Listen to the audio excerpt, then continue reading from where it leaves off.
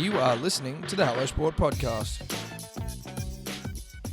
What is up, punters and dribblers? Welcome back to another episode of All Talk with Tom and Eddie of the Hello Sport Podcast fame. Back for another week of dribbling and yarning with some of the more interesting individuals sport has to offer. And this week, no different.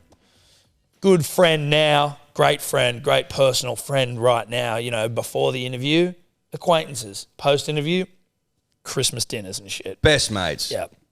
Best friends. A man of many talents, but from the surfing world, Eddie. Yes. He's the WSL commentator, a WSL commentator. He also owns Shortees, a par 3 golf course up at Terry Hills. He knows all the big name surfers. He goes to all the spots. We, for those of you that may not know, have started our surfing journey in earnest. And we're, you know, a real sniff on qualifying for the QS. Thank you, Edward. And, you know, just Ronnie now a friend. It's just we're slowly ingratiating ourselves and entrenching ourselves in the surfing community. That's right. Right. Just 3 friends hanging out, talking about the great sport of surfing. That's right. Punters, dribblers, enjoy Ronnie Blakey. How does that go with the missus when your job is to go to like the sickest places in the world for 2 weeks to course surfing events? Like, it's a job, right? And that's clearly understood, but does she still get pissed off with you? No, I've got a gem. She's like, have a good time. Really lucky in that respect. But they'll tag along to events occasionally too. That's good. Yeah. So we'll drag the kids along. That's actually, they're kind of hard trips for me because you talk all day and then they're like, should we go out to dinner? And I'm like, oh, yeah.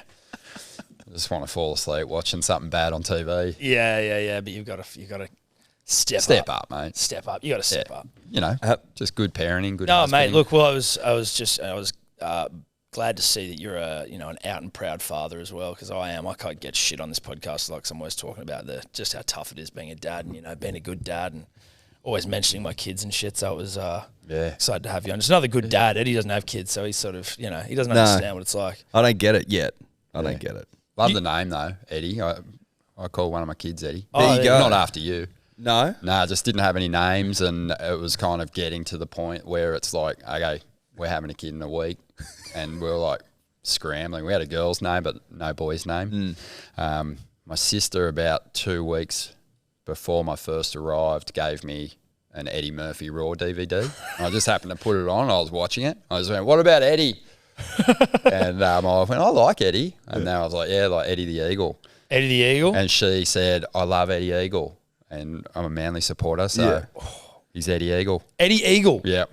Holy shit, that's fantastic. Ran with it. We're a couple of... That's good stuff. This is a nice, pro-Manly conversation then. They're the biggest Manly fans. I knew I was in good company. Oh, good. Eddie Eagle. Eddie Eagle. And then, just ran with animals for the rest of the kids. Really? Yeah. What else? Fox, tiger.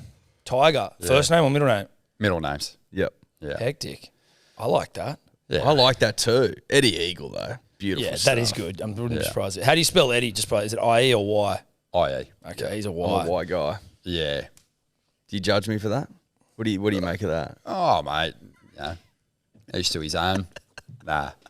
You're all right, Eddie. You're all right, mate. How's Shorty's going? Like, we haven't been there yet, but it's like one of our mates who we work with, Seb, has been up there a few times. He's obsessed with it, but like, obviously we're coming up next week, but it's such a cool concept. It looks like a lot of fun. I saw Seb up there trying to break the course record. He didn't do too bad. He didn't do too well. But I come bearing gifts, fellas. Oh, beautiful. Oh, we love gifts. Couple of shorties. Oh, we love gifts. Look at that. Get in there. Little hat. Oh, that's nice. Look at that. Sharp. Yeah. Little T.O. Look at that. Shorties is going great. Just a dream come true. It's right? a great name. Yeah, thank you. It's a great name. Yeah. No, I came late to golf, but it's just grabbed me big time. And, I was actually at a mate's barbecue. It was a kids' party, and all the kids were playing dodgeball in the backyard, and then the adults got involved, the dads, all pretty hammered. And this guy who I didn't know was just throwing this stinger at me point blank, slapped me in the face. And I've just put the crosshairs on him, and I'm like, next time I'm in, I'm going to get him. And I did the same thing, just like as close as you can get to someone and still have a full throw. And he tried to catch the ball, and I dislocated his thumb. And the next day, I didn't think anything of it. I was like, you got what you deserved. And the next day, my mate who hosted the barbecue said to me, "Oh, that's Lucas Bates. He's a pro golfer.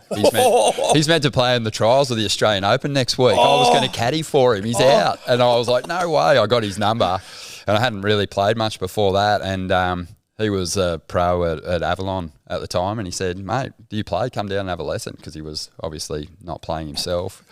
So, yeah, I kind of got into it then. That was about 12 years ago. But, yeah, the opportunity to get into Shortees, it was an easy decision. Yeah. Yeah. Is Clint Newton a part of that? Or is he just like getting around? Yeah, but we haven't seen him for like 2 years, maybe longer. But yeah, he's a busy boy. Yeah, he's got a bit on.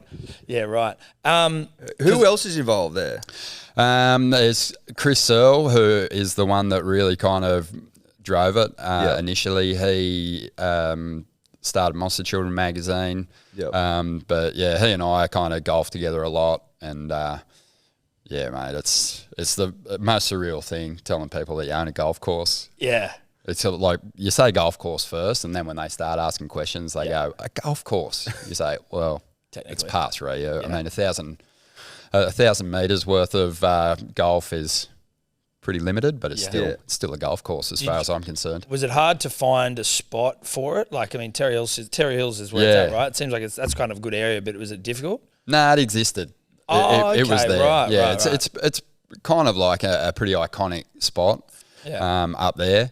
But it just needed some new energy, and but it's always been a great course. The guy who laid the grass there is still there today. His name's Paul. He's the superintendent, and they just put together a magic little challenging course. But you can bang around it in an hour and a half. You're never more than sort of like 150 metres from a beer, and it's really fun. Really fun. Are you playing often? Like, are you out there like just farting around every day? Oh, I would be, but a total stitch up. We moved north, so I'm living northern New South Wales, like the day after we got the keys to the place. So yeah, it's a head fuck completely. Oh, so you're not living in Sydney now? Nah. Oh no. Nah. So do you come back and just thrash around, get as many rounds as you can? Try and get as many rounds in as possible, and just keep a foot in the door. Stay on pace with the boys. Really, that's why we bought it, so we could challenge each other at golf. But yeah, it's a lot of fun. The cool thing is just doing something real different, because I've worked in the surf industry like for most of my adult life. Even before that, that's all I was fixated on. So yeah, it's cool. So can you take us back to the start of your sort of surf industry journey? You started off in magazines, right? Yeah, started off in mags, like glory period for print publishing, and also glory period for magazines, because surfing just went through this radical boom through the basically the late 80s through to the early 2000s. It was just on fire. So surf mags were like fucking had spines. There was, every magazine, the page count is basically a combination of ads and editorial, and the more ads you get, the more pages you get in the mag as well. So like we were making 200-page surf mags, and they were like fucking thick. Yeah. Oh, mate. There's a lot of like just photo specials, because you just needed to fill those pages up. But advertising wise, they just were queuing up, and there was no social media there. It was radio, print, TV, and so What do you reckon drove that surfing boom through the 80s into the early 2000s? It's just sort of the same as it is now. It's just like I think a lifestyle that people want to aspire to. It looks free, it looks fun, it looks healthy, and everyone dips their toe in. But, we're about to actually. I don't want to bring ourselves into. I thought you guys surf. You're sponsored, right? Well, we are sponsored only very recently by Billabong. We were actually tossing up whether to wear the weddies for the interview. You guys did well. You put them on the right way. Yeah, you didn't see me put it on back to front before I fucking sat down. But that was magic. Fuck, you pulled it off. You had me fooled. I thought you grew up in the water. No, look, I can swim, but I can't surf. But no, we've got to. Can you explain our dream, Eddie? Maybe. Well, I will explain our dream, and you can see whether it's possible. And we may have got something wrong here. Tom and I, from country towns, just have always dreamt of getting in the water and fucking ripping, right? But when you grow up out of Sydney all the way from the coast, you're sort of like a little bit apprehensive as to whether you've got what it takes To shred. So I love the WSL, love the tour. I've always watched it. And my mate who I used to work with was telling me, he'd said this years ago and it just stuck in my brain. I mentioned it to Tom recently, that he said that you can enter QS events if you want to. You can just pay the fucking admin fee and just rock up on the day and fucking get in there and rip in. Mate, you can. Yeah. Okay. It's the best. Have a crack. There was actually maybe 15 years ago, there was this guy, Wade Glasscock, who was fucking in his 40s. And he was going down the beach. He was a character. Yeah. Everyone loved having him around events. But I don't think I ever saw him catch a wave. I saw him at events where the surf was kind of like just a little bit over 4 foot, and he just stretched on the beach the whole heat. He's like, I'm not going out. Or maybe go stand on the rock jump or just where he was about to enter the lineup and in knee deep water and just kind of scope the lineup but never actually go out. Yeah. That's so funny. Well, I respect he was that. placed. Yeah. He was on the ratings. Yeah, that's all we want. We want to get a national ranking, but also we have designs on at least learning how to surf. Like Jacko Baker said he's going to help us out. Yeah, Jacko's a mate of yours? No, he's a friend of the show. He's a friend of the show. And sort of, I think when we spoke to the Kamchatka boys who he knows, and then it sort of got teed up that way. But so he's going to, I think we also probably have maybe a slight false sense of confidence in our ability, just coordination wise, which you probably need a little bit of confidence. We did a little bit of skating back in the day. Skateboarding, I can snowboard. Yeah. Can I ask you this actually? Do you snowboard? Do you do any of that sort of stuff? How different is it the mechanics in terms of what you need to be doing? Definitely handy. If you've snowboarded or skateboarded a bit, you'll find it easier to surf. That's good. Yeah. The only the last time I did go out on a board, I couldn't sit on it. I kept tipping over, and I didn't think that was a thing. We had to get a bit more is yours is more leaders? Well, we're getting boards made as well. So more leaders.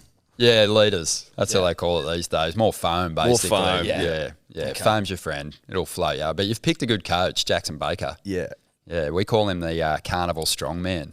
He's got a good look to him. He doesn't look like a surfer at all. No, He's the least likely pro surfer you've ever seen. Looks like he should be making pies in a bakery. That's right. So we're gonna let him re-qualify. He's obviously on the Challenger Series at the moment. Let him re-qualify. Let him get his stripes back, and then he's going to take us out. We'll probably go up to Merriweather and fucking rip in with the boys. See how we can go. But we just need to be able to read things a little bit, and then if you thought we could surf, you were grossly mistaken. We can't at all. We're not.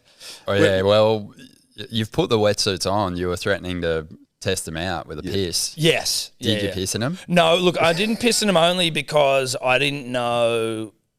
I don't know. You don't know when you're going to get in the water. I don't want to piss in it sitting in the seat. No, exactly. If I'm near the ocean, I'll piss in it. Yeah. Give it a good run out, and then we'll get Everyone pisses in their wetsuit when they're in the ocean. Yes. Now this seems not outside of the ocean. This seems like a great place to time to ask. Our producer up there, Tom Tobler, right, pretends like he surfs. I didn't know he surfs. He pretends like he's in the surf every weekend, and he's lived in a wetty his whole life. He told us that if we wore undies in our wetsuit, they would stay dry. Is that true? Or will they get wet? He's not a surfer. Yeah, that's what we said. What we said. Nah, for starters, don't wear undies under your wetsuit. Right. That's what we were saying. That was very uncomfortable. Because I was like, surely we wear undies? That seems strange. You wear undies under your wetsuit if you got a tiny dick and you're scared that your towel's going to fall off in the car park. That's the truth. But you don't wear undies under your wetsuit for starters. Yeah. And nothing's dry. It's called a wetsuit. It actually lets the water in a little bit, and your body, it holds a bit of water, and your body warms that water, keeps you warm. Okay. You piss in a wetsuit, generally will kind of soak into the suit a little bit, puts a nice little kind of marinade in there. Yeah, perfect. They're never the same. They're got this tang, this fruity tang to them. You don't want to go out with a sponge full of piss.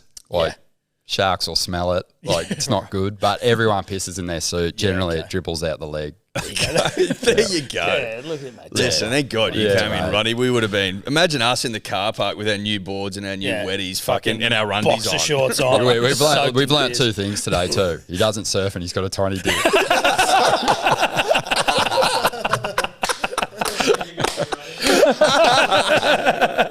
Oh shit, that's funny. Sorry, mate. Anyway, so that's on our horizon. We're starting our own surf gang, and perfect. so We've got our eye on the Maroon. Billabong's hyped, actually. I talked to a couple of the boys. Oh, They're yeah? happy to have you on the team, Oh, and sick. they're keen to get you in for a store signing or something. yeah, cool. with Go off. Parker. Well, and a couple of other big dogs. they said they want to link us up with Parker and Hockey soon, so that seemed about right. Yeah, Couple of that's world it. champions. I'm just thinking, like, if you're going surfing, you know, if you're going to get coached by someone, Jackson Baker's the perfect person. Yep. Terrific. You'll have a good time. If you're going to go out with surfers, Ockie and Parko is a pretty good matchup. Okay, terrific. Yeah, two of the true original Mad Dogs. Oh, So, great. yeah, We love that. You're well set up. Well, this is good. Because This is we exciting. were a little apprehensive about going out into the lineup, not knowing what we're doing. But if you take a couple of world champions, Got with you, world it should be champs okay. there, yeah. Mate, there's not that much to it. I don't want The to drop first in on step is someone. getting out there. Yeah. I just don't want to drop in on someone. I don't know. I don't understand the etiquette yet. I don't want to get flogged on the fucking beach for dropping in on some local. That's the only thing I'm scared of. Just run with it. You kind of had a dial the other day when you guys were talking yeah? about it. Get up. If you sort of actually attack it on the offensive, don't be defensive out there and call people off waves as a beginner, an adult learner, you'll be fine, mate. Get off me fucking wave, cunt. Yeah. Oi. Oi. Yeah. Beat Oh, it. shit. That's Jesus funny. Christ. Punters and dribblers, we are brought to you by our good friends at Ned's. As always, shout out to them, Eddie. I will say this, and intermittently we peel back the curtain and let you all know that, like, obviously if you're going to have a punt, you do it responsibly, and we're always responsible punters on this show and in life. But if someone or something had responsibly got the wood on me, literally and metaphorically, I'm the bottom. You're a power bottom? I wouldn't even say power bottom. I'm a submissive bottom in the sexual dalliance that I'm having with Ned's after the weekend. Not a great weekend for me. Had fun, did it responsibly, but Ned's on top. Yeah. Having their way. I didn't punt well. Yeah. And that's listen, it happens. That's on me. Maybe Happens to the picking best. Jackson Hastings for 2 or more was a little bold. Yeah, so what? Well, he scored one. I know. And don't you worry about that. I noticed. Yes. Yeah, he did score one. He did score one, but he didn't score But 2 or more, it's just that's what happens, Tom, is you shoot yourself in your foot. Yeah. In the foot. Because you're always usually sniffing around the right areas, as it were, but you'll go a bit bold, a bit beautiful with it. Yeah. Just pare it back, slow it down, but at least you always do it responsibly, Tom. Correct. And that's the secret sauce, punters and dribblers. Do it responsibly, bet within your means. That's it. Now, there is a private group that you can join if you want to come in. We share bet slips, we have a little bit of a giggle, have a bit of a laugh. It is on the Ned's app. It's called About Even, and the secret passcode is... Dribbler. That's right. We'll see you in there. Bye-bye. Neds. What are you really gambling with? For free and confidential support, call the number on the screen or visit the website. So what were you doing when you were working in magazines? Were you just putting how'd them you get together? into Were you- it? Yeah, oh mate, I got so lucky. My brother and I were just tragic surf fans as kids, just mad for it. And he got work experience at Tracks magazine, which is one of Australia's biggest mags, one of the longest running surf mags in the world. And from there, he kind of got a leg up into that world. And he moved out of the position, vacated it, and I moved in. Right. So, yeah, we were both working at this publishing company. Funny, it was a surf mag. It was in Rushcutters Bay. It was like you got off the train in the Cross to go to work. So that was Was that it pretty really? good. Interesting. Yeah. And we were like North Coast boys. So, we lived on the northern beaches till we were around 5 and 7. But, moved up north. So it was a rude culture shock coming down to work In Rush Cutters. in Rushcutters. You But catching the Friday train down? arvos were good. Train down from West Central Coast every day? We were northern beaches. Oh, sorry, we were sorry. on the bus Yeah. to Wynyard, on the train to the Cross. Yeah. Hey. Oh, Magic. that's Good times. That's a beautiful commute, mate. Oh, stunning. from the north coast, just north of Byron to King's Cross. But yeah, so from there, worked in that world for like 10 years. And Doing what exactly? Like when you come in? I what's the was sort of- the position that I held was the assistant editor. So you're basically doing everything from sort of sub-editing to picking photos for the mag. That was the fun part of the job. Yeah. And then really just kind of turning up and getting obliterated at industry parties. That was the huge part of the job. Yeah. I bet there was there heaps of surfers that would like try and saddle up to you to get into tracks. Does it work like that? Like, mate, I can come out with, man, we'll have a huge night, but I won't. Yeah, I don't know. Maybe I was so naive. I was just like loving it. Yeah. Pro surfer wants to buy me a drink. Unreal. But no, I think that was like at that point too. There were so many mags. There was plenty of place for everyone, and yeah, you were trying to fill all those pages. So everyone was pretty well looked after. But yeah, not a lot of bribery, but certainly you looked after people. It was a different sport then too. The whole industry now is so professional. The surfers on the tour now are athletes, whereas before it was sort of like Wade Glasscock or like the three of us traveling the world just having a hell time. Yeah. This would be considered warming up for a heat. But no, it was a magic period. 10 years I worked in publishing and then sort of stepped away from that, and that was just as like the internet broadcasting thing was taken off. And surfing was sort of really one of the first sports to do it and do it really well. They just had no other choice because surfing's such a hard sport to run a broadcast on. You never know when the surf's going to be good. You can't really schedule it on free to air. So yeah, the internet broadcast just kind of hit big for them. So yeah, that makes a lot of sense because I don't know of another sport that has every event online for free like the WSL does. It's very accessible for everyone. It's mad. Really accessible, and I guess probably at some point they'll have to make a call on what they want to do with it. You don't right think now, it's the advertising model is all being built on the sort of the where it started. So it was big sponsors getting behind events. They wanted the broadcast because, that was the way to get their message out to everyone. And these days it sort of seems like, a subscription model pay-per-view is not kind of out of the question, but they haven't taken that leap yet. Yeah, it's interesting going down that path, right? Like, as you say, it's the TV thing is probably not really possible, is it? Like for something like surfing where you've just got like, oh, there's no fucking surf today, so we're not. It just makes it inconsistent and unpredictable. The cable thing's all right. Like Fox Sports runs every event, and they're committed to running every event, but they can shift the programming around on all their channels and make it happen. Sure. Well, yeah, because we saw the Maroubra Open actually, which is the event that we've sort of got our eyes on. Oh yeah, it was on KO last year, and I can't get out of my head the thought of us commentating, trying to catch waves on the Maroubra Open for it. Awesome on the QS, which would be absolutely ridiculous. That would be. So when you're doing the publishing, and then you get into commentary after that, is that sort of so? What's it sort of like, right? Like you've dreamed about being like you've a bit obsessed over it, and then before you know it, you're in it. You're in like one of the most popular mags, and then how do you make the decision to go into the commentary side of things, or is it just you fall into your lap? Yeah, I think it was timing had a lot to do with it. But yeah, left the mags I was actually kind of just burnt out on deadlines. I was editing a mag by that point, and if you want your life to just flash before your eyes, edit a monthly or even better a newspaper.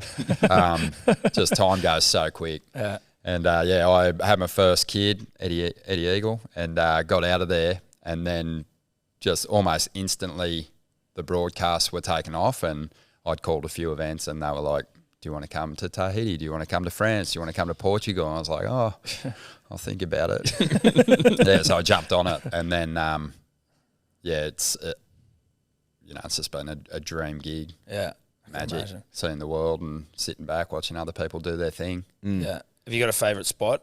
They're all really good. They're all great. But I really always enjoyed Fiji. Just heaps of waves there. South Africa's really fun. Good food, which is always important for me. For sure. The waves really fun, and there's like good golf over there as well. So Yeah. Yeah, that's how you Ticks a love couple it. of boxes. Ticks the boxes now. Where are they at with Cloudbreak in Fiji? Is that the government didn't want to renew it or something like that? Yeah, just a tricky one. I think just as politically, the country is just a little unstable. So they're never far away from a coup, Fiji. Yeah, they love a coup over there. Yeah, but they also had their big golf tournament. And I think they redirected some funds there for a while. But I think there's whispers of it coming back on the schedule because it's definitely one of the most challenging kind of hectic waves. It gets really big. Like they had one fuck-off year there where, no one had the equipment. They didn't have the boards. And so they ran a couple of heats. The guy got absolutely sandwiched, like almost his leg almost blew off. Oh. And then they just had a big wave session there basically. But yeah, it's just a nuts wave out in the middle of nowhere. It's really cool. So will that happen if can waves get too big for a tournament and then they'll just go, mate, it's not on, and everyone can just go and rip if you want? I feel like that one, that year kind of sort of was unprecedented. And they made a call based on the safety of the surfers and the fact that no one had the boards to ride it.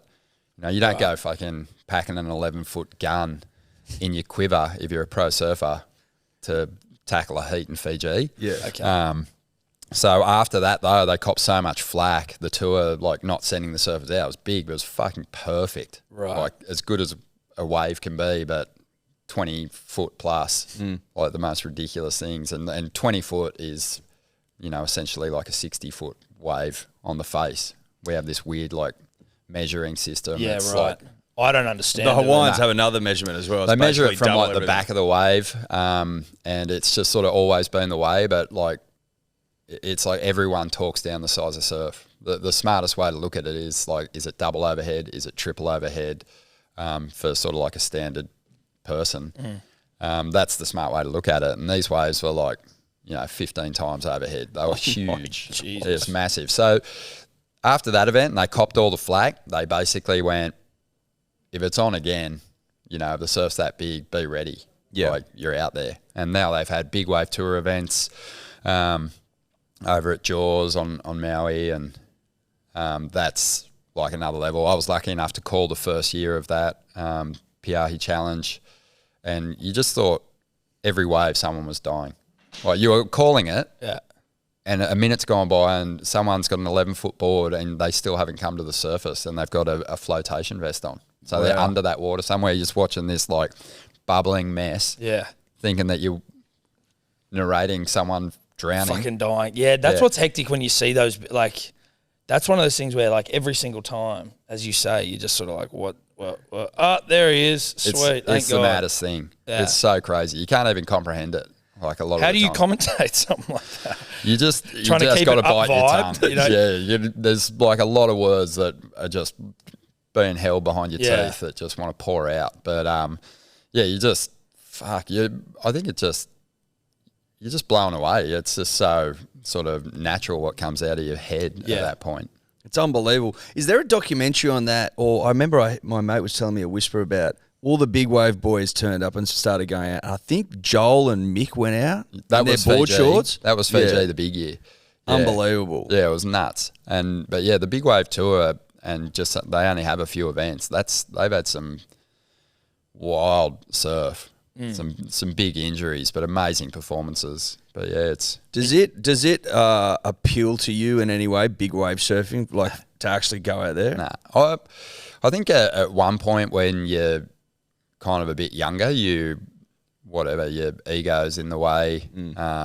Biggest surf I ever rode was the first time I went to Hawaii, and in comparison to what those guys surf, it was probably a tenth of the size of some of those waves. But after that, I didn't really kind of have an appetite to get myself in bigger conditions again. Yeah. And these days I'm like the T1000 in Terminator. I feel like my legs are going to snap off. You broke your leg, did I you? broke my leg. I've got a massive tear in my quad at the moment. Oh, I'm just shit. walking around like I'm 80. But you get to a point where you kind of just realise that it's probably not that enjoyable for you. Yeah, fucking charge. It's nice when you go out in the ocean. It's big and challenging, and you get to the beach. That's the best bit. But Yeah, I mean, you can be challenged in surf that's nowhere near the size that those guys tackle. Yeah, it's mad. The mentality of the big wave surfers is it's just insane. It looks terrifying. They're not normal. There's actually an amazing documentary or series, I should say, called How Surfers Get Paid that Stab Magazine does. Oh, yeah. And they just did this first episode on this South African big wave surfer. Grant Baker's his name, and he's just this. There's nothing of him. It's just this little rodent of a human, and he's like fucking the most outrageously brave person you've ever seen. He's just a hustler. You know, all the big wave guys have to hustle because there's not a whole lot of money in it, is there? No, it's just like they do the amazing stuff. They just don't have the profiles of the World Tour athletes. It's almost unrelatable what they're able to do. And you know, everyone looks at what the world champs and whatnot are doing on the championship tour and goes, that looks fun. I could be in that kind of surf. Does that create friction between the big wave surfers and the CT guys? Yeah, there's a little bit of saltiness there for the big wave guys. They definitely sort of wonder why they're not sort of earning the same kind of cheddar, but they're almost like making their own bank now. They're creating like YouTube channels and kind of communicating all those amazing stories themselves, and they're getting, you know, obviously massive hits. Like you see someone wipe out in a huge wave and you can't look away. No, exactly. People love it. Did someone recently just surf the biggest wave ever surfed, or is that just my fucking algorithm feeding me old shit? Mate, it just seems to happen on every massive swell. Yeah. But is it Portugal, is it? That Nazare? Yeah. Nazare. I always look at that and I'm like, I'm not pronouncing this correctly. I don't know. Yeah. That place is hectic. Like the waves are really tall, but there's better big waves. Oh, okay. It's like a horrifying, it's the ugliest shore break you've ever seen in your life. It's like as big as this room. Yeah.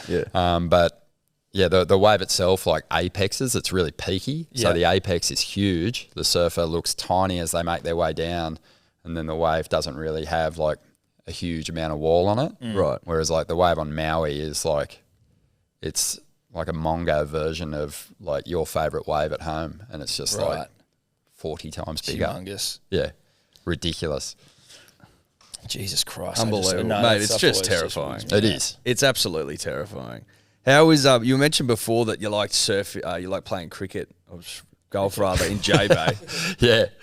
Cricket on the brain. Who is very impressive with a club in hand? I know Kelly can play. Do you ever play with him? Yeah. I play with Kelly a bunch. He's one of those guys. He's a freaking alien. Just good at everything? Yeah, he's fucked up. There's nothing he can't do, and he's the most competitive person you've ever met in your life. Oh, we know that. We almost got Kelly on this podcast when we were significantly smaller.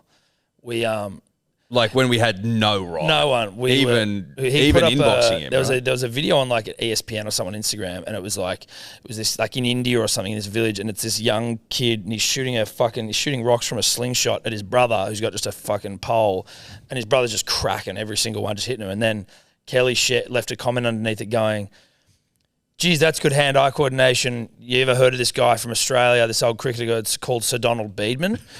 And then we just screenshot it, put it on Instagram. We're like, Kelly's a huge, how good is this? Kelly Slater's a huge Sir Donald Beedman fan. And then we're just thinking, we're just talking shit. We got like 5,000 people on our Instagram. And then he responds to our story going, "I knew it was Donald Bradman. It was an autocorrect." And we were like, "Oh, good, man." Like, we're just taking it competitive with his DMs. Like, "Oh, don't worry, man. That's all good. We're just taking the piss. You know, hope you're well." And then our listeners were sort of ribbing him in the comments. Shout out to Beedman. And then Kelly's replying to them like, "Mate, he loves it. He loves engaging." Yeah. And then we're like, "Come on the podcast." He's like, "Righto." And then probably as payback for us talking shit, he just strung us along for like fucking a year, basically. Yeah, it was probably like a year. Yeah. So anyway, we do know this is competitive. He loves a chat, but yeah, he's a freak golfer, freak athlete. He's 51 now. Yeah, still going. Still doing mad. it. He's having a shit year this year. He's won 4 heats. 4 heats. Old Father Time might finally be catching up with him. Like, he's bashed up too. It's like you look at the waves that he's ridden, you can see that his body's going to be pretty twisted up. Yeah. But he's up against just absolute studs. Just such gnarly groms. Just they're almost gymnastic. hard to keep up with. Yeah, But, from like a surfing perspective, like how much has what is capable on a wave or what people can do on a wave changed? Like from, say, Kelly, 'cause he's been around for so long, when he started to now what some of the best in the world are doing. What sort of, is it just like night and day different in terms of like the aerial aspects and shit they're doing and all that sort of stuff? Yeah, it's gymnastic now. Yeah. It's gymnastic, but it's almost like getting to a point where, when you watch snowboarding now, like to me, it's just a mess when you watch like a big ramp event or a half pipe event. The guy's just in the sky, you don't even know what he's doing. Yeah. Like, it's just a mess. Scotty You're Jones just and Sean White. It's a great point. And then some guy's just like touching himself, the commentator. He's like, oh, that's the, 5 double Mick McTwist. I'm like, but I don't really know the difference. Yeah, one of my mates commentates the snowboarding for the Olympics and stuff, and like I just go, "What are you watching?" Like that was almost ugly. and there is that sort of gymnastic element of surfing. You appreciate that it's like remarkable that someone was able to do a backflip or just a wild spin, but it's almost going back to like the purist in me just wants to see a big straight air. Like the originals used to do them. But it's night and day, not comparable. It's just evolved so quickly. One thing that, kind of one area where Kelly was amazing was barrel riding and taking off on really heavy waves late. And he's still right there with all the best young guys. Like he won pipe just last year in pumping waves. So, while he might have kind of fallen a little behind on that gymnastic aerial approach, he's still really a gnarly tube rider. And he really desperately was trying to get to the Olympics because it's going to be in Tahiti. And that was his dream, I think, to have a crack at a medal. Because he would have been a sniff there. Oh, he would have been a sniff for sure. He would have had his nose right in it.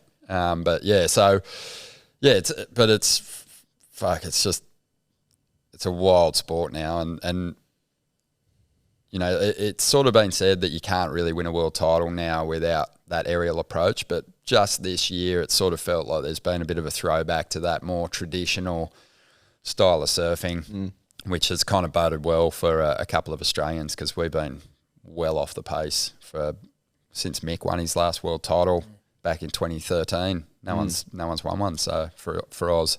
On the women's side, we've been dominating. Yeah. Pumping. Thank you, Stephanie. And Tyler. And Tyler. Well, she's in the thick of it again this year. She's second. Yeah. She's a real chance. And then Big Ethan Ewing. Big Ethan. He looks all right. Yeah, he's a guru. I'd like him to knock off Toledo. I think he single-handedly kind of reverted the criteria back towards like a carving approach, a power approach, because he just does it better than anyone. Well, I wanted to ask about that. Is there a sort of like has there been an internal decision by the WSL and the judges to judge that way? So, to sort of, unless you absolutely nail an air, they'll go back towards giving reward to old school carving and power surfing and shit?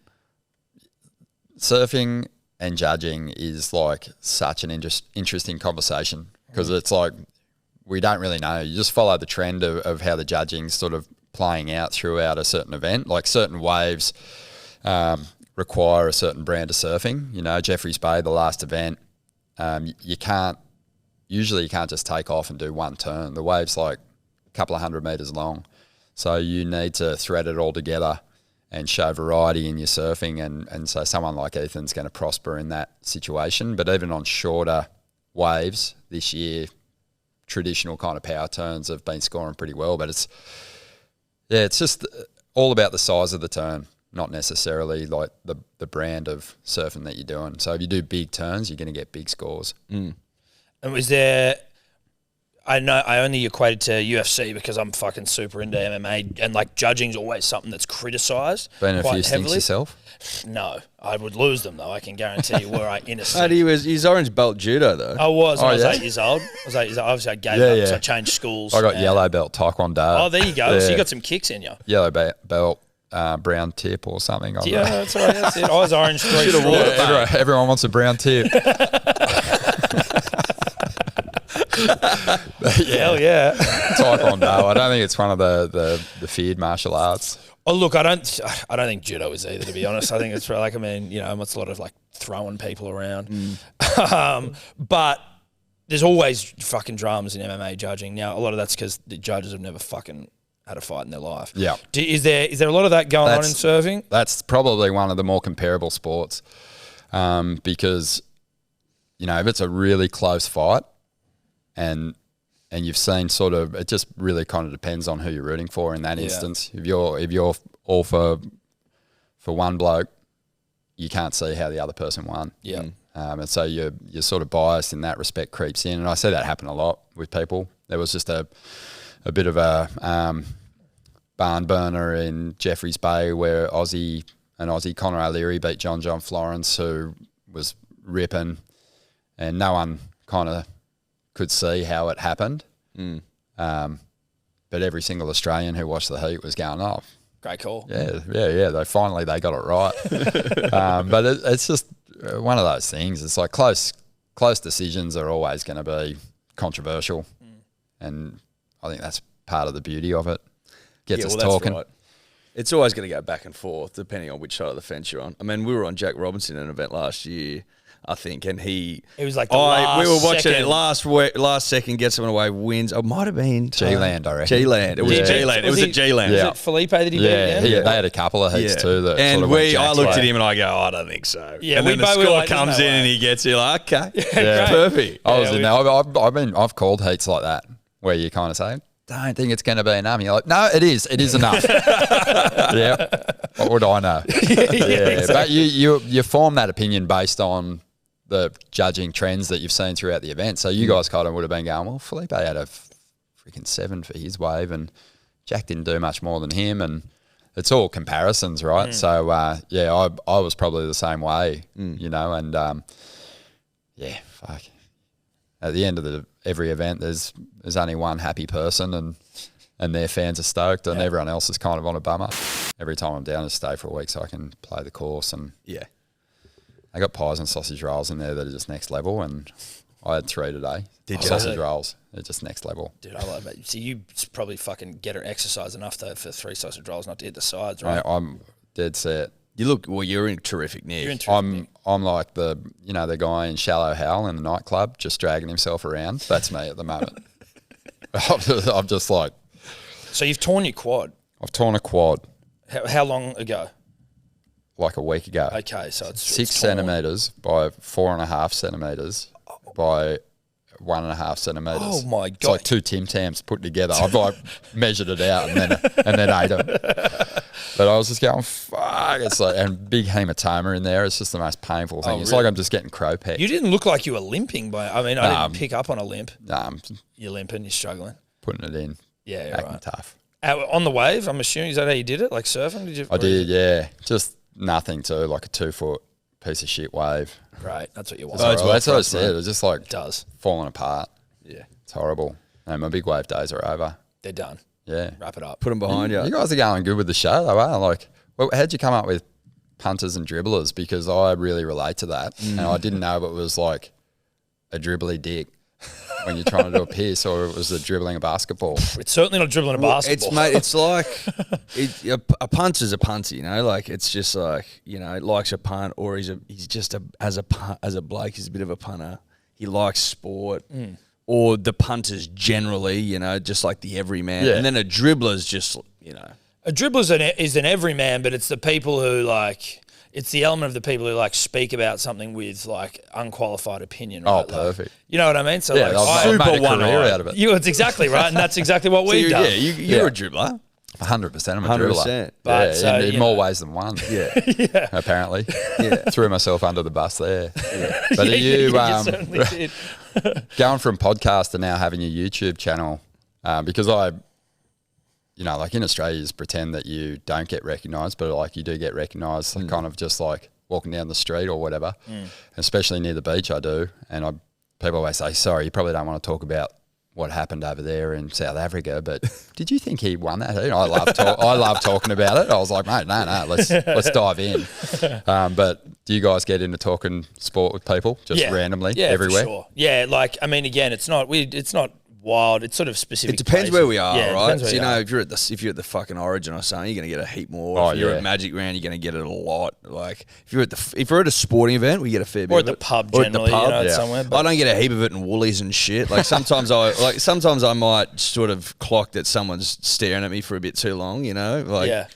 You know, though, like they're trying to figure out where they know you from and they don't. Yeah, exactly. They don't know where. That's most of it, where it's like, I don't know who that guy, I know that guy's face, but I don't know who the fuck he is. But I like talking sport with anyone. Yeah. Like, it's good, you know. I guess it's also, it depends, because sometimes people, again, the dribble will come up and they might want to talk about something that is so specific and granular. Because the reality is, like, we don't know what the fuck we're talking about. Like, at least you are in the surfing community. Like, you're a respected surfing voice. We're just fucking idiots. So when someone's like, you know, getting really fucking dense and like analytical with you, Yeah. like, Diving I'm into going to some go with stats you and here on stuff. this, but I don't know either. Like, I'm not going to enrich your life with any like information that you can take away. And you're not going to get X's and O's out of me. The one where I do feel guilty is that they'll come up and they'll want to talk about a time they called in or they interacted with us or like a very specific moment. I just have to be like, mate, I got to be honest with you. I don't remember anything from the show I did yesterday. Yeah. Like, I'm not going to remember your call the in. hotline call from 2019 or whatever. I love Exactly it. right. Any awkward ones? Mate, you know what? Everyone's pretty cool, and I reckon it's because, like, when you think about, like, when someone comes up to, like, someone who's an actor, you don't really know who the fuck they are. You're just seeing them play someone on a fucking movie or something, and that's not to compare myself to, like, a Brad Pitt, so. But, but with us, like, they listen to us every day or a couple of times a week, and, like, we're exactly the same. So I feel like when they come up, they know who you are, and they're just really normal. Yeah. I think Makes it way more natural. Yeah. It's not fair. Any surprises where someone who you kind of recognise, like a celebrity or whatnot, recognises you? Oh, yeah. Go I'm on. trying to think. At Who? the golf last year. Oh yeah, no, that one was fucked. We went to a golf. There was a Golf Day Music Industry Masters, and even so, the guy who asked us, Sam's the lead singer of the Rubens, and he was like, "Do you want to come play this golf?" And we didn't know him. We were like, "Oh fuck, Sam, like the lead singer of the Rubens knows who we are. This is cool." We're like, and also we're not technically in the music industry, but sure, we'll come play in the Music Industry Masters. And then in Team Muso. yeah, on the artist side, Yeah. on the muso side. And so we were standing at the bar, and then this guy, like this older guy sort of next to us, and he turns and goes, "Oh, hey, Eddy." Like, Eddie's in front of me, and he goes, "Oh, Eddy." And I'm like, "Oh, some old dribbler fucking saying it at Eddy." And then he turns, and it's fucking Bernard Fanning. No way. Yes. And we were like, holy shit. Mate, what? How are you? Like, shocking. Hey, mate. And then I'm just like to Tom later going, did you? well, I'm just seeing it. I'm like, oh my see God. what Hey, Grom, what's your name? Yes. Do you want a photo or something, mate? I got to go playing this love it. golf. I'm in a game. rush, mate. Oh, mate, I had a beauty the other day. I went to the sushi train with my 11-year-old, and we're hanging there, sitting there, just shoveling it in. And this bloke comes in with his girlfriend, clearly a surfer, and he pulls a stool out and goes, "Oh, hey, mate." I went, "Hey." He goes, "Are you who I think you are?" And I said, "I think I am." Like this. He goes, "Yeah, I'm Max." And I was like, "Hey, Max." So I was like, "Did you surf today?" We're chatting for a bit, and he goes, "Hey, how old's Billy now?" And I was like, "Who the fuck's Billy?" And he goes, "Oh, sorry, mate. I thought you were my next door neighbour." I had a little head wobble on. I was just convinced that, like, fucking he was going. And, like, the weird thing was, he apologised, and I was like, "Yeah, no worries." And then a little bit later, he goes, "Fuck, you do the surfing, eh?" I was like, "I do." And he goes, "I'm so sorry." I was like, "Mate, I'm sorry for assuming that you fucking recognise me as the guy off the thing." So You you're grab my your daughter, door we're neighbour. gonna I get said, the fuck out of here. I was like, "You better be good looking." Some ugly old bloke Dude, screaming at him to turn the music down. And I was like, "I think I am, mate." that is so hectic. Yeah. Yeah, you won't assume anymore. Oh, mate, never. Okay. No, big mistake. There's actually one that's okay with me is that one of the American commentators is a big wave world champ, Pete Mel, and we actually look pretty similar. Oh, really? And people like mistake us all the time. I've had that on the Gold Coast before during the event. Someone stand in line and just go, "Oh my God, can I get a photo?" I'm like, yeah, no worries. Yeah, how long are you in town for, Pete? And I was like, "I'm not Pete, and I fucking live here." And I haven't ridden a wave over 4 foot. So thanks anyway. Yeah, that's worked in my favour too, because Pete's been on the cover of mags before. Yeah. And I've like shown my friends, thrown the mag in front of them and go, got the cover of Surfer. And they're like, what? And it actually looks like me. That's so funny, dude. I'd be getting out of that sushi joint straight away. Yeah. Oh, wait, what? We gotta go, darling. Let's get out of here. Right. But yeah, that's pretty funny. And then I guess the cool thing is that for me, is like I meet people who I didn't know were really into surfing, which is pretty cool. Like Mark Philippoussis is just The Pooh. mad Is the keen Pooh a big surfer? Yeah, him and like Pat Rafter too. And Really? yeah, I've That's cool. sort of seen them before, and I'm like fanning out big time. They're like, "Fuck, we watch all the events." Yeah, Really? And That's another good sick. one I had actually, Taj Burrow. This is a great story. Taj Burrow retired from the tour and had this party. He retired in Fiji, had a party down at Bondi when he came back, and a heap of people came, and Hemsworth was there. Oh, And I'm in the urinal doing a wee, look over, had a cheeky glimpse. of course, you got it. Thor's there with the hammer out. Has he got a hammer? Is it Thor's hammer? God Oh, damn it. mate, I don't know. I was kind of just lost in his eyes, to be Oh, I honest. thought you were going to have a cheeky look at the, I at the tried. hammer. That's what I'd yeah. be looking for. It I mean, wasn't that says a lot protruding. about me, though. It wasn't protruding. I was like, Okay, well. There was an overhang. but anyway, he goes, "Oh, mate, I watch all the broadcast. Love what you do." And I was like, "Thanks, thanks, Thor." You always want to call like those people by their character name. Yeah, I Thanks, know. Thor. Yeah, cheers, Thor, which they'd probably ultimately find disrespectful, but you're meaning it like, Yeah. you're meaning it lovingly. Jeremy Piven came to the Pipe Masters one Really? year too. Did he? Yeah. Fucking Ari Ari Gold. Gold. That's what you want to call him, I pounced right? in with him for a photo. But he was like the big wave event where I thought people were going to die. That had just happened. And it was like all over the news, all over the world. And just randomly met him. And then he was like, "What do you do?" And I told him I did the commentary and was explaining that event. And he was like super intrigued.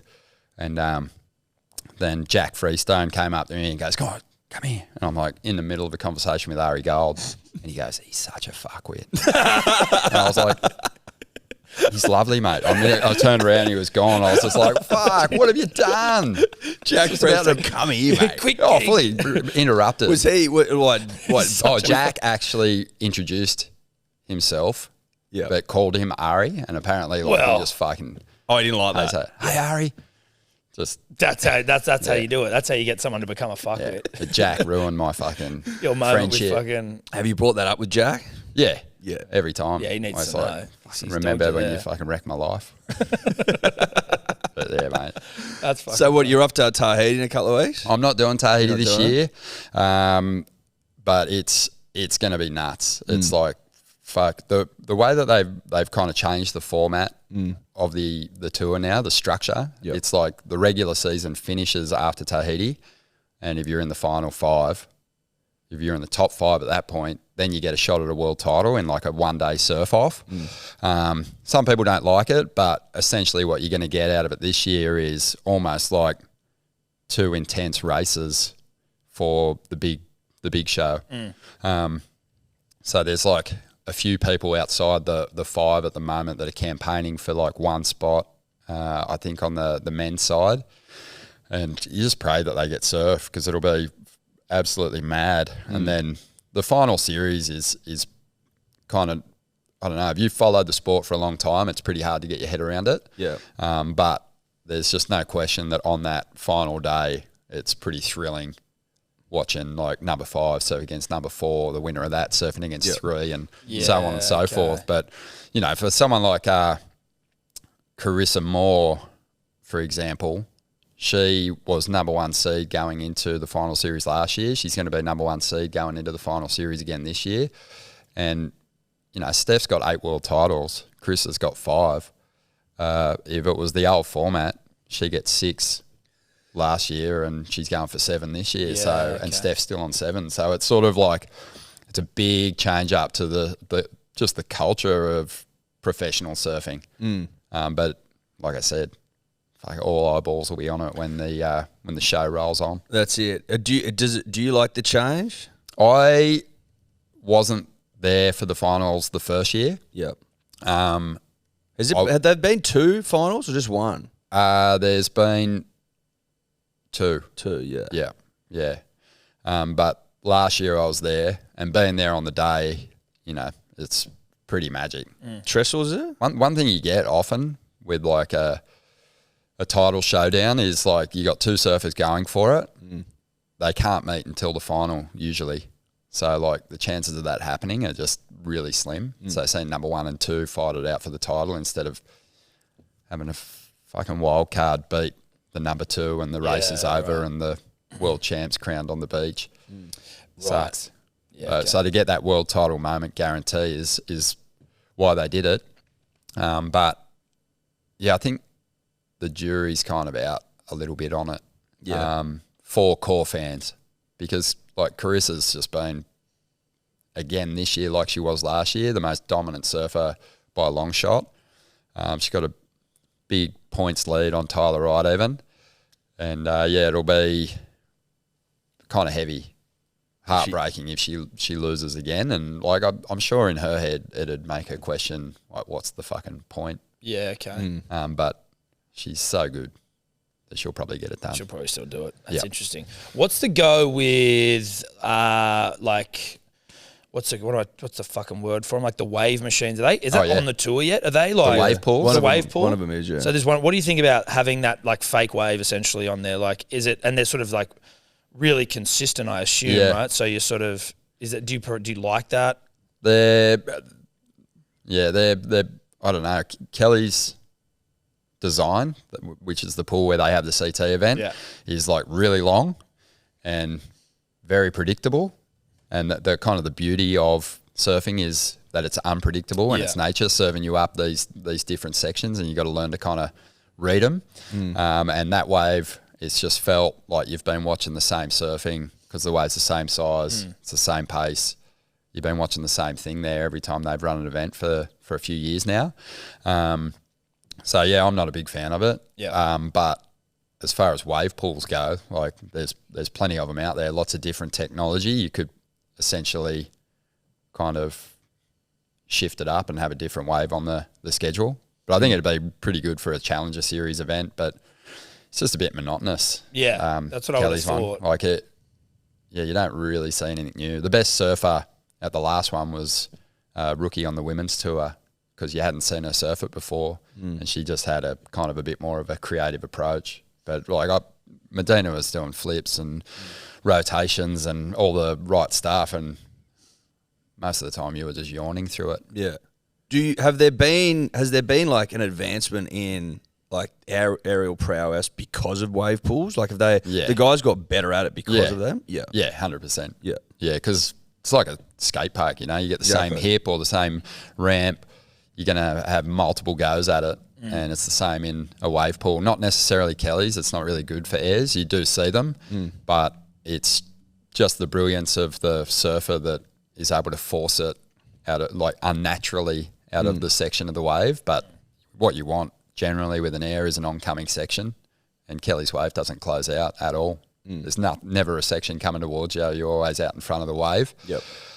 So, yeah, but there's certain pools that are just slingshot the surfer into a big section, and they can, in a day, they can try one big turn like 100 times if they want. And there's like little kids that are doing ridiculous airs. And there's some kids, Jackson Dorian, that I've seen videos. He's a fucking weapon, that little kid. I think I've seen him on a wave pool. Have you ever seen that guy? Jackson Dorian. Yeah. Shane Dorian's son. Yeah. There you go. He knows his shit. Yeah, he knows his shit. Oh, he's a fellow team rider.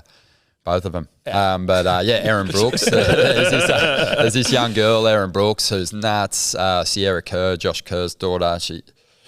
She's amazing. Like they're coming for that women's tour, and like all the women on tour are just going, oh shit. It's like they kind of miss that aerial surfing kind of development. Carissa's done pretty sick airs in competition, but just the technique of this next generation is wild. And they're like 14.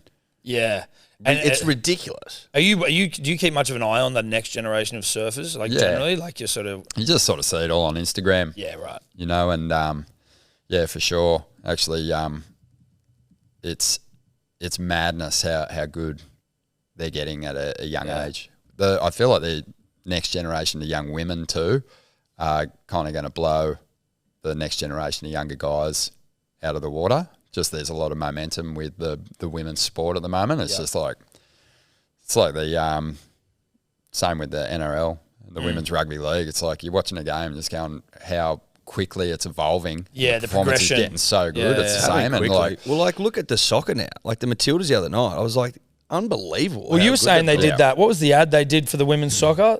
They basically, the French in France, they ran an ad where they put Mbappe and like Giroud and all the French like superstars' faces onto female bodies. So you actually thought it was them scoring all these goals, doing all this sick shit. No You're like, that's way. sick. What a great ad. Genius. Then at the end, they take off, like they show that they digitally fucked with CGI'd it, and they're actually women doing it. And you go, oh, okay. Even better. Yeah, that's cool.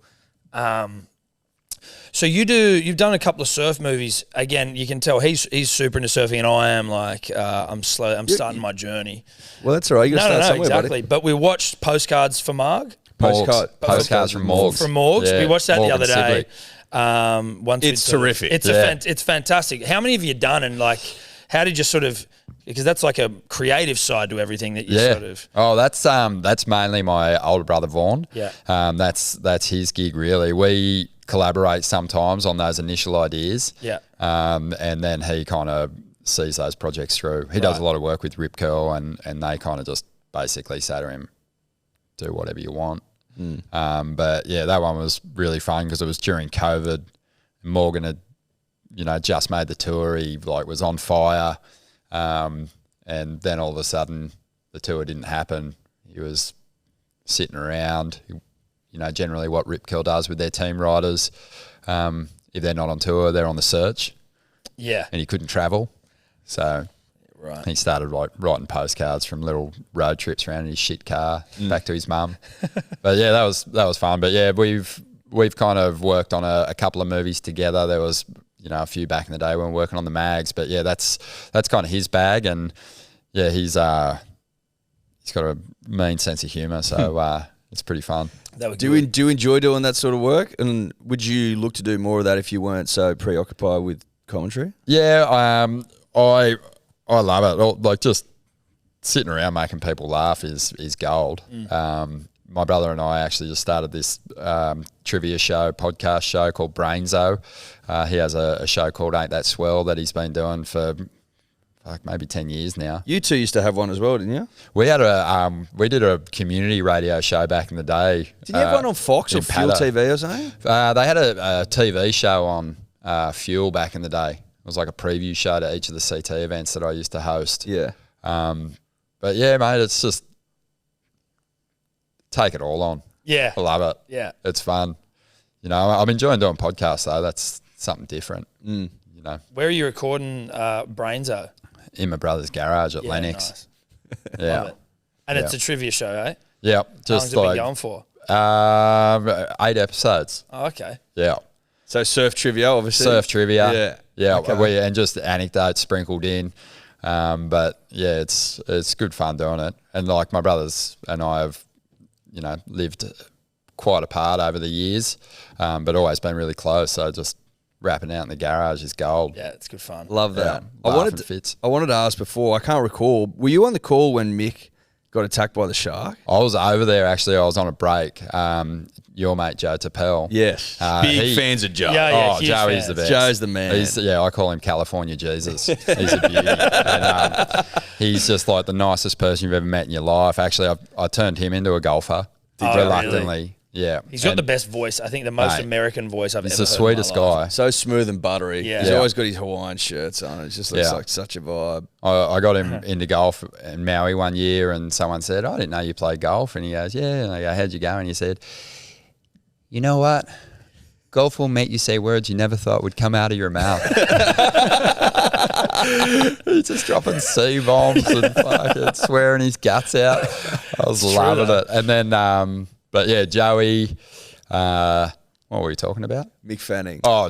Joey was on the call for the Mick incident, and best person to have in there. So such a cool head. Like, I don't think anyone else would have handled it as well. There's a surf journo writer called Sean Doherty, and he said, like, imagine Tiger Woods on the 18th at the Masters and a grizzly bear coming out and like grabbing him on the leg. Like it is the equivalent. It's that's like exactly what it's live like. broadcast, and just for whatever freaking reason, it's Mick's bio on screen. He's middle of the screen, and then there's just a fucking explosion of fins and then the wave sort of obscures everything chaos. as well, and you're like, yeah.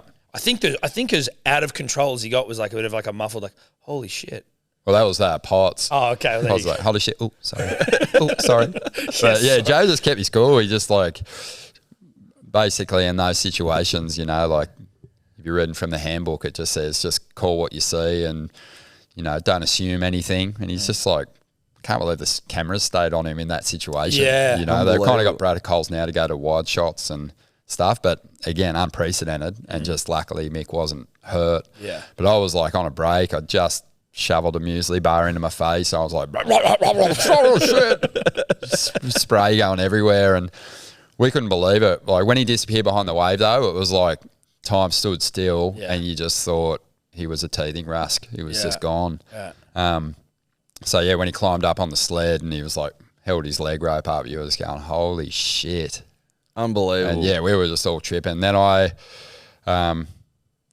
was actually sort of in where the office of like tours and competitions, like they were like having a debrief, and I just kind of like weaseled my way in. There was like Mick, Julian, the tour managers at the time, and I'm just like in the corner sort of listening in, and they were like, oh, what do you want to do? And do you want to wait and go back out there? And Julian was really cool. He was like, oh, whatever Mick wants. And Mick's going, I'm fucking going back out there. No way. No way. There was already people out the surf by this point. That's what blows my mind about surfers generally is like, there's like, oh, well, like, fuck it. Just get back out there. Like, there was just a fucking shark there. People who see sharks a lot always just go, they swim by and they generally don't loiter.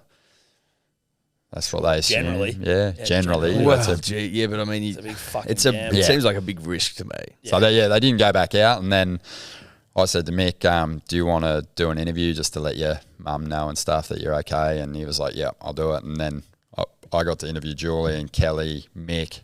I think so was it you talking, were you interviewing Mick that one where he's like sort of breaking down? Yeah, it was all kind of like computing, I think, while I was talking to him. Even Julian like had been pretty cool, and then asked him a couple of questions, and then he was like, I think the shock was sort of gone, and it was like they were actually processing what had happened. But yeah, that was like probably a highlight sort of broadcast moment for the whole team, just in the way it was handled, and you could kind of still tell the story. Usually it'd be like, and broadcast, put some messaging out. So that was actually like a good challenge, really. Yeah. And we got so hammered that night.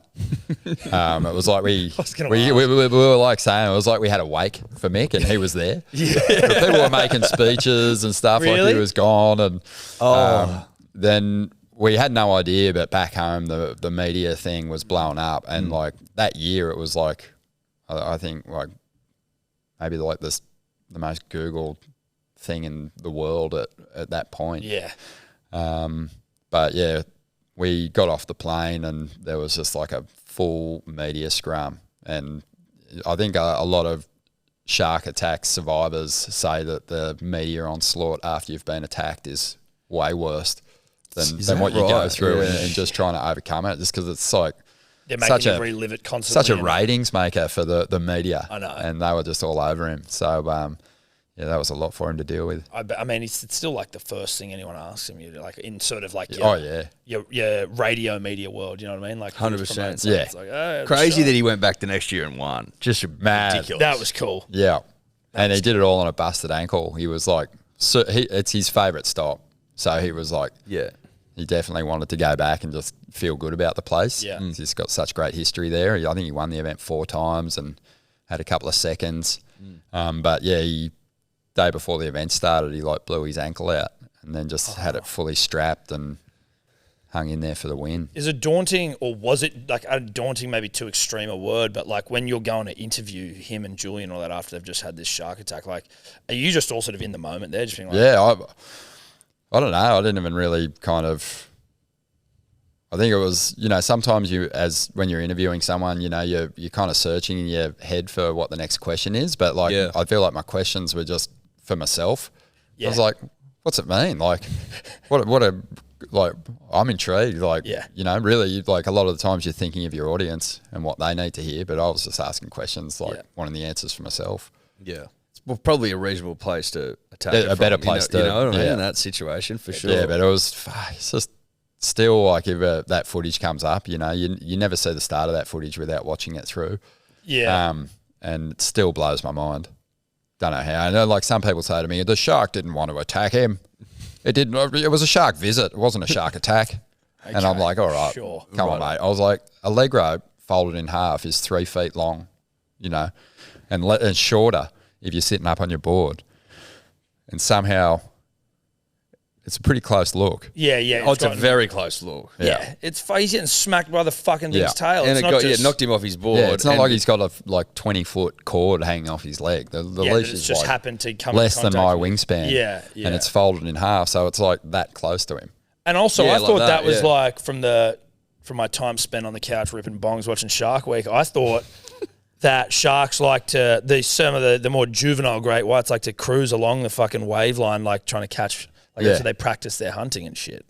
Yeah, they come in hard, like if they are going to attack you. And maybe it didn't want to fucking chomp him, but it was having a good old look at him. It was going, what is he? Yeah, it was almost like if you see pizza in the fridge, it's like a day old. You're like, listen, I'm not eating it straight away. I'm just sort of coming out. Oh, yeah, you're sussing it out. See if it's ready to go. Is it off? What is it? Prawn? Probably not. That's 2 days old. But you know, like I'm thinking about it. Yell out to the missus, like, how old's this chicken?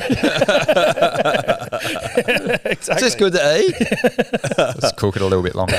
Exactly. Yeah. So, mate, what do you reckon the future surfing looks like? Like, where are we headed? And would you want to bring back style points like they used to? Oh, well, yeah, style. It's gone through like it's a pretty young sport. Like when you start comparing it to other sports, so it's kind of makes sense that there's going to be some really significant changes along the way. But I think it's heading in a great direction. Like the performance levels are nuts. They have been skunked like you wouldn't believe this year. It's been the worst year for surf. J-Bay was the best of it. And the surfing on the best day at J-Bay was like some of the best surfing we've seen at Jeffreys. Yeah, I mean, style's a funny one because like what I like and what you like and what Tom likes, it can be completely different. So you can't really work it in, but they sort of have this one element in the criteria called flow, and it's like how smooth you can be between your manoeuvres, and it's sort of a bit of it's just a nod to style. Yeah, because no one with a crabby style gets points for flow. But yeah, I think it's in a pretty good place at the moment. I'd love to see him. I think the schedule can actually be stronger. My opinion, it was probably a stronger schedule a few years back, but there's like a few factors contributing to that too. Like, what would you like to see sponsorship money? I definitely want to see Fiji back. Yep. And then it's not that some of the events on there are bad events, but you know the chance for world-class conditions is low. They're not world-class waves. And it's like, if you get on there, you know, or as a spectator, you want to see them in the very best waves, and the schedule needs to kind of reflect that. They're 50% of the way there. Yep. You know, with Pipe, with Tahiti, with Jeffreys Bay, with, you know, there's some legacy events like Bells, which has just been there forever, and it's a unique wave, but it you know, not everyone loves it, but it's just that it's a magic event. It just always has been. And then Margaret River is kind of like a real consistent sort of big wave performance spot. So there is some waves on there that you wouldn't necessarily call world class, but they're kind of sick events. Yeah. Right. But they need they need Indo. You need like a proper pump and reef break. And could they not go to Indo and like just move around? Depending on where they've done it 1 year before previously, but there's some resorts in Indo now in the Mentawai Islands in particular that could house all the surfers, and they could have like a mobile event. Yep. But yeah, that's exactly what I'm talking about. It's just finding like the sponsorship for those contests in these remote places. Obviously, the more remote you are, the more expensive the event. So yeah, that's kind of hard. And then the other thing is like, how does that event line up with the time zone in the the countries that follow the sport the big avidly, yeah. like America, Brazil in particular, Australia is an important one, and then you got Europe. So there's a lot of factors, but I think if you just get like J-Bay is a good example. You get world class waves. Tragics like us who'll stay up for most sports will grind it out. Yeah, Yeah, for sure. Well, you've got to grind it out. You got to grind it out. You got to Simple grind as it That's what out. it's about. It's as That's what simple it's as about. that. What's a stop if there is a couple of dribblers here who, maybe dream of just going and checking out, like, making the journey to like the go-to event. To soak it all To up. soak it all up. What would be the place, the one to go to, you reckon? Pipe. Pipe? Yeah, Pipe's Terrific. just like dramatic. It's kind of like a great place to visit anyway, North Shore. Yep. But Beautiful. yeah, what you don't kind of get through the broadcast, you see it in a few shots, is just how close those waves break to the shore. Just how, like, there's no continental shelf slowing those swells down, so they're just lurching up on these outer reefs, and by the time they get to that inside section of the break, it's just like right in front of you and like shakes the ground, and people are just getting blown up to larks and boards broken and bodies getting smashed into the reef. It's great as a spectator. Okay. Would you advise a couple of novices like us to go and sit in the lineup? Would that be frowned upon?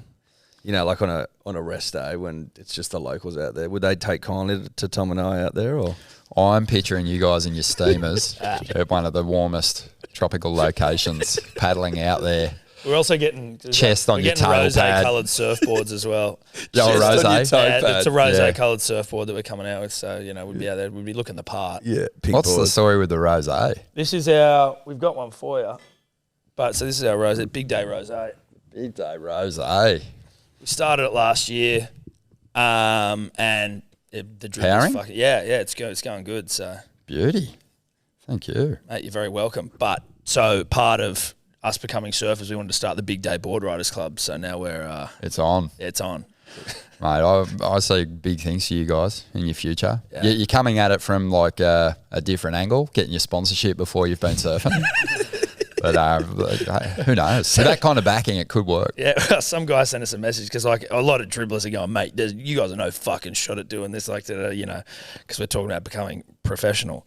And then Billabong hits us up with this stuff, and this guy's come back to us after talking shit, and he's like, boys, I got to be honest, I've been fucking in the surfing game for a long time, and I fucking, I've been trying to do this and that, and it's very clicky and all this. And he's like, seeing you get fucking Billabong, like you're hitting you up, he goes, I'm not going to lie, it's stung. No way. I bet you I know who that is. Yeah, but no, that's magic. It's good Get fun. out there, get rated. Professional surfer is Yeah. It's a title that's thrown around pretty loosely these days. Well, well, no for looser us. than us, that's for sure. Yeah. we just want to get a rating and see where we go from there. Yeah, exactly. Maybe look at the Challenger in a couple of years' time. and There's then- not that many people on the QS, so your rating's you're going to be in the top 1,000. There you go. In the So country, that's all we in the need. world. You'll in the crack world. that. You'll crack that. Is that top 1,000 in the world? Yeah. Oh, fuck yeah. Yeah. Oh, that's good. That's good stuff. Okay. Like Fisher, the DJ, he was He's QS surfer. He's a really good surfer. Is he? actually. Oh, he's fucking amazing. Was he like quite a good surfer before DJing? Or like, Yeah, 'cause he was yeah. like, Yeah. No, he's a really good surfer. And he, I think, didn't do a whole lot of events, but I think he cracked the top 200 one year. wow, okay. So good. But good. yeah, if you want to have a laugh, go back and watch Fishtails. He used to turn up at the US Open and do interviews with surfers. Oh, really? And he had this huge cock microphone. And that's better than his music. It's unbelievable. But no, he is like legitimately an unbelievable surfer. Wow. Okay. Yeah. I didn't know that. Yeah. I didn't like. I'd heard something about Fisher. I can't remember who we were maybe speaking to recently who'd mentioned or shown us a video of Fisher before he was used to stay with someone. Yeah, he used to live with Minicello. Maybe that was it. He was around like a rugby league person. I think a mate of ours. He would sleep on the couch with them when they were in Bali. Yeah, that's it. That's where I'm sort With of them? trying to. Like he'd sleep. Yeah, Who knows? sleep with them. Yeah. By any No, means, he's a that's great. it. Yeah, His whole thing was follow the fish TV, and like he Yeah. used to do shit on Instagram, and then he became a and DJ. then he became the well, he DJ. was DJ at the time, but he wasn't a DJ. Like you No. wouldn't have known who the fuck he was. Interesting. He's Yeah. blown up, huh? Mate, he's awesome. Is that Huge. funny to see? Obviously, you knew him, I Yeah. assume, right? Like, that's pretty wild Yeah, seeing that. We were at a mate's wedding in WA, and he was like, he had to leave at like 10 at night just as the party was ramping up because he was nominated for a Grammy. That was just so weird. Had to charter a flight from like down south and get himself over to the States. Unbelievable. Yeah, stoked for him. Mate, thanks for good on coming him. on. Mate, pleasure. Been great to chat. Yeah, awesome. And we'll be out at Shortees next Wednesday. Can't wait. And then we'll have to get a wave, man. Oh, that's Yeah, once your quad's healed. yeah. I don't mind standing on the beach like a an over enthusiastic dad, Yeah. whistling you guys into position. We'll Getting need going. a bit. I'll Yeah, play we that will need role. that. I'll be like the dad pushing you guys in your surfing careers. Yeah, or literally pushing Push us us onto on a the wave. phone. I'll film. Yeah, okay, there you go. Yeah, perfect. Nah, unreal, lads. Thanks Beauty. Thanks for having me. Legend. Could you two just not talk anymore?